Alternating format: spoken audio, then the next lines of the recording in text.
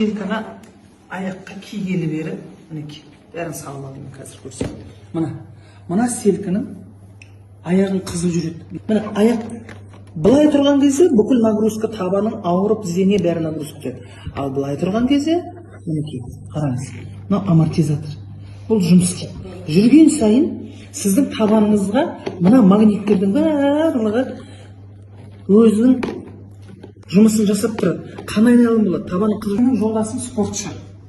Ол күніне 10 километр жүреді. Соған айтып бердім. Мен бүкіл бала шағам алдым енді бұнымен. Сол күйеуім айтады, күш береді дейді маған дейді. Жүрген сайын маған бір күшті энергия береді дейді. Енді қараңыз, о баста атам қазақ айтады, жалаң аяқ жүрсең жерден нәр аласың дейді. Ал біз қазір жалаң аяқ жүруге уақытымыз жоқ. Біздің табанымызда мынандай платформалар. Мынадан қалай бізге жердің нәрі барады мысалы үшін. Мынау магнит. Сол біздің жерден алады, мынаны киген сайын